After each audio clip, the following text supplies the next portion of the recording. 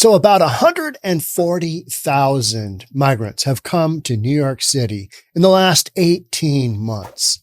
Of those 140,000, about 2% have applied for a work visa. Now you might say that this sounds horrible. This sounds terrible. But if you think about it, this is going to accelerate this process because now you've got an entire workforce that's either working illegally or is going to rely upon the state for support. So push is going to come to shove way faster than I think a lot of folks are giving credit for. Let's get into it. Here we go. Let's just watch this little video right here. All right. So imagine 100 people coming off the bus. 98 of them are going to be relying upon whatever money they came with, state assistance, money from back home. That is not sustainable, right? This is not sustainable. 2%, 2 out of the bus filled with 100 are basically hopping off. And in the last 18 months have applied to get a work visa. I mean, those numbers are staggering. 140,000 immigrants alone to New York City. It's gotten so bad that we're at the point where the federal government is basically saying, hey, let's just put them all in airports. Let's put thousands of people into airports. So literally right now, that's one of the things that's being discussed is you got 4 airports in basically New York area. Well, let's put them all there. It's federal, right? We can go ahead and we can just throw them in there. Nobody will say anything. And I mean, it's like, what are you guys doing? Only about 2% of the tens of thousands of migrants who have poured into the Big Apple since the asylum seeker crisis started have actually applied for work authorization through the city, the latest data shows. Roughly 3,200 asylum seekers in New York City have filed the required paperwork needed to start earning a legal paycheck. Some 18 months after the relentless migrant influx first began, according to figures provided by City Hall. In San Francisco, you're going after the illegal hot dog vendors, the illegal bacon-wrapped hot dog vendors. Well, yeah, this is a stopgap. That's a stopgap for what we're talking about here. These folks either they understand that it's going to take a long time to get their work visa, or they're just simply not doing it and they're working illegally. And that's what you got going on. 1,495 of those work authorization applications have been filed to the city's Asylum Application Help Center since the facility opened back in June, the figures show. Meanwhile, another 1,700 work applications were submitted last month out of 140,000. And this is just New York City. This is just New York City. When the Biden administration sent Department of Homeland Security staffers to Gotham for a 2-week stretch to help speed the bureaucratic process. It isn't clear how many of them, if any, have since been granted approval. Still, it's just about a 2% fraction of the 139,500 asylum seekers who have come through the state's intake system since spring of 2022. Though that number also accounts for migrants who aren't eligible to work, including children. All right. So say you got 40 or 50,000 adults. Maybe you've got 60,000. It's still a massive, massive number. Now, some of these folks are just going to work illegally. Okay. All right. But how many of them will end up looking for assistance? How many of them will need assistance in the form of just straight up shelter housing? How many of them will need food? Because you can't have people just dying out on the streets, right? That's a no-go. And in Chicago, literally, one of my stories today, folks are heading back to Venezuela. They're like, hey, the opportunities we thought were here. We've been here. It's cold. Now we're getting kicked out of our housing. Streets, Chicago, winter. I think that's all you have to say, right? And folks are saying, hey, there doesn't look like the opportunity is going to be here that we were promised. Oh, come on in. I'll be fine. Come on in. We'll get you a job. Come on in. We'll get you citizenship. Whatever you need, come on in. Yeah, a couple of years ago, that was literally what was stated. Hey, if you want to come into the United States, go through the southern border. It's wide open. Come on in. It'll all be good. That is literally what was stated. And these are the repercussions of those actions. Wide open southern border. And now the federal government's going to need to step in. So while the city knows there are more than 42,000 adult migrants in its care, the number who are actually work eligible is a mystery because the city, state, or feds haven't been fully tracking the asylum seekers after they cross the border. Huh? Is that shocking? No, it's not shocking at all. Bring them on in. It'll be fine. We'll work it out. Come on in. Come on in. So these are the latest New York City migrant numbers, 139,000 who have come through the New York City system since spring of 2022, 2,800 migrants who arrived just last week. That's about the number that we're talking about that have applied for work permit. 65,500, those currently in taxpayer-funded shelter system. 65,500. So yeah, this is going to put an absolute tap on New York City resources, but they're a sanctuary city. This is what they wanted. I think anybody who voted for Joe Biden should be willing to take in a family. I think that's fair. Hey, you voted this in? Any state, any city that said we're a sanctuary city, again, every family that was on board with that should be willing to take in a family. I mean, yeah, that's kind of just how it goes, right? 1,495 work permit applications submitted via the Asylum Application Help Center. $2 billion, the amount spent so far this fiscal year by the city on the crisis. One of the things I was reading was, just the monthly expenditure that New York City is putting out. The monthly expenditure in Chicago, I think it was like $40 million. They don't have that money. They got a negative budget. New York City doesn't have that money, right? And yet, we're a sanctuary city. This should be fine. Well, it's not working out that way. So all this pressure being put on these individual cities, that is coming to a head. There's gonna have to be some reckoning. What that looks like, I don't know.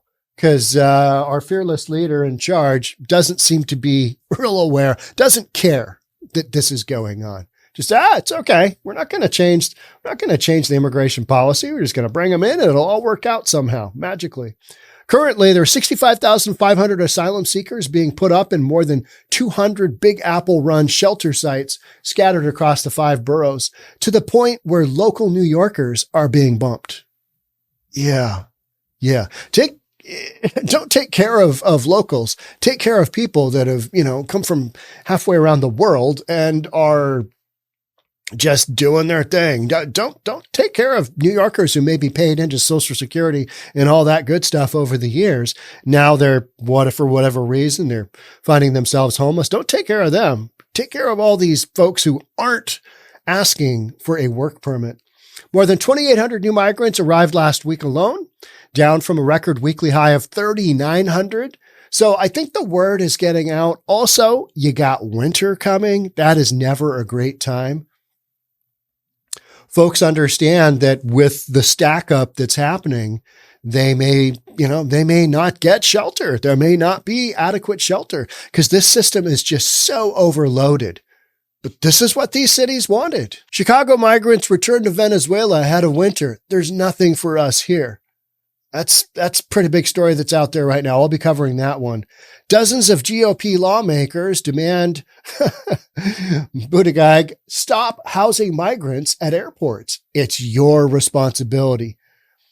He is posting migrants up in airports because it's a federal space, right? It's okay. Yeah. I'm sure this will work out, right? Just have thousands of illegal immigrants crowded into airport space. And then they draw the big curtain down so we don't see them, right? All this airport space. This is the ongoing cluster that is that when you don't have a border policy that makes any sense, when you just, it's wide open, come on in. A couple of years later, that's exactly what we're experiencing. We're experiencing just this overrun. And the southern states have been overrun for years beyond that. But now it's really kind of come to a head of, okay, we got to do something. Meanwhile, the city opened its help center, which is funded by the state, 4 months ago as a way to help migrants with the streams of paperwork associated with filing asylum claims and work authorization applications. This is all just an enormous cluster. This isn't going to get sorted out. These folks are just going to filter through the rest of the United States willy-nilly. There will be shenanigans. There will be those shenanigans reported by the media. Rinse, repeat. But at some point in time, you're going to have a slowdown. And I think that slowdown is happening because the folks making this ginormous venture from Venezuela, I don't know if you've kind of looked into what that actually looks like, getting all the way from Venezuela to New York City. That's a massive trip. And so if they're taking that risk, they're like, okay, we want to make sure this is somewhat of a sure thing. And now it's not. And now it's coming out in the media. That is not a sure thing. Come into the United States, get a job, get your education, get, whatever benefits you need paid by the taxpayer's dollar because we've got a wide open southern border. I'm sure it'll all work out fine, right? Operating out of the Roosevelt Hotel turned migrant shelter in Midtown, the help center is staffed by 75 people who handle the paperwork and 20 immigration lawyers. And you got how many? Over 100,000, 140,000? Yeah. I'm sure the 75 people and the 20 immigration lawyers, they're really handling a big workload, right? How much are they getting to on a daily basis? How long is the backlog there? In addition to 1,494 work permit applications filed, the center has also helped submit 6,768 asylum applications and 1,265 temporary protected status applications since opening. What about all the other folks? Yeah. We're just not worried about them. It'll work itself out. Meanwhile, come on in. It's all good. It's really unfair to these folks who honestly believe this is their opportunity to get into the U.S., to bring them in under such conditions where, we're sanctuary city. We can go to New York. We can go to L.A. We can go to San Fran. And then they get here and it's like, this isn't what we were told. Yeah, there's no guarantees in this game and they know that. But these sanctuary cities that do all this virtue signaling of, come on in, we'll take care of you. Yeah, we're happy to help out. That are now, whoa, wait a minute. We didn't know this was going to cost billions of dollars. We don't have that kind of cash on hand here in Chicago and New York and San Fran. We don't have the resources. We've got a budget that's gone south on us. Huh? Really? I mean, this isn't that hard of a game to figure out, right? It's all sliding wildly sideways. It is literally that train wreck. Oh, yeah, this should be interesting to figure out how it goes. So getting back to what I was stating earlier was you're going to have a whole bunch of people that are going to be sucking even more resources because nobody's looking for a job. Or they're just going to go wild and do their own thing and not look for work. Maybe they got relatives here. Yeah. How's all this going to go? Well, that's why you have an immigration policy. All right. You can come in, but what's your work situation look like? What kind of skills do you have? Do you have family here that you can stay with? Do you have a support system? Because if not, you and I, U.S. taxpayers, we're going to be their support system. We are their support system. And if you are in a sanctuary city, which I am, Seattle, but Seattle's just too damn far for anybody to send anybody. I mean, you imagine, all right, guys, get on a bus from Florida. Next stop, Seattle. I know those buses have multiple stops, but you get what I'm saying is, you've got shenanigans that are happening out there right now because there's no planning in place. These numbers are they're astronomical. And this is just New York City. So you're at Chicago, another prime example, although their mayor isn't squawking nearly as much. And I think he's seen what has happened with the New York City mayor, Eric, and he's like, oh yeah, he's taking a little bit of a beat down there, isn't he? So if you follow that story, it's pretty wild. Migrants aren't eligible to apply for the work permits until they've lodged their asylum application papers. And even then, the wait time can be up to another 6 months. So a lot of this is just bureaucratic backup of paperwork. They can't do it. They can't get to it. They're just trying to get their asylum application papers in. And, this is a secondary step behind that. And it's just not happening. Shocking. Are you shocked that this is going on? I mean, to me, this whole thing has it's been a boondoggle from the get-go, right?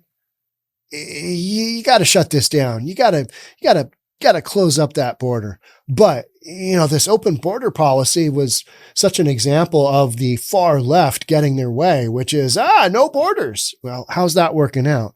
You got a little thing called a city budget. You got a little thing called a state budget. Got a little thing called the federal budget, although none of us really paying attention to that. Just borrow some more money. It'll be fine. Print some more money. It'll all be good. But these individual cities struggling with the enormous numbers coming through.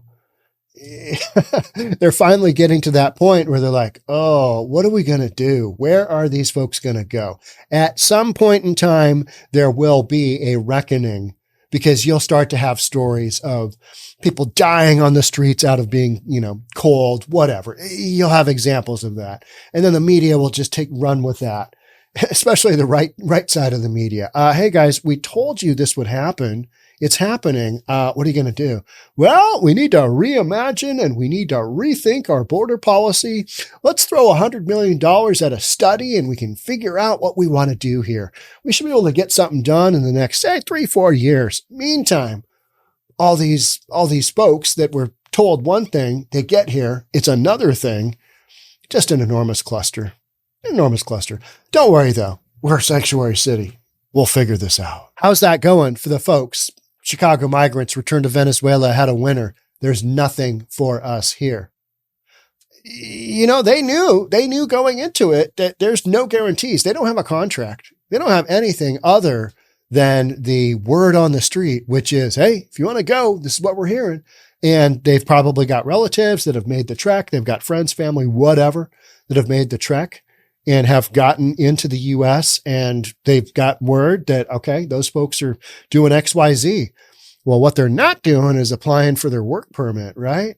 Because they're so stacked up and they're so backed up with just the initial asylum process of, hey, I want to live here. Let me in. They're already physically in, but legally, what a cluster. Yeah. I mean, what else can you say? Yeah. What else can you say? And yet, at the White House level, border isn't closed. Border isn't open. It's mostly closed. It's working out just fine. Well, when you've got the vast number of people just streaming into the country, logic and being reasonable says something else, right? So this storyline is just going to keep on going.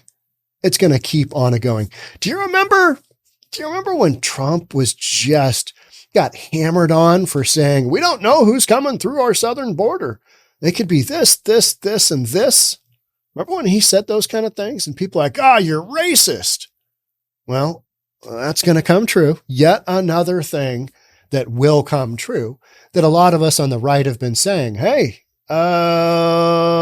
logic would indicate something very different than the head in the sand reality of the border is closed. Do the vast number of people that have come through the southern border and are in the country now. Logic would dictate, there will be some reckoning. And I think you're close to seeing that. I really do. So stay tuned to News for Reasonable People. Make sure you hit that like button if you enjoyed this video. Hit the subscription if you haven't subscribed already, and the notification bell. So each time we release content, which is twice a day, Monday through Friday, and once on Saturday, once on Sunday, you'll get notified of our new content. Thanks again for watching and being here. I'll catch up with you in the next one. Bye for now.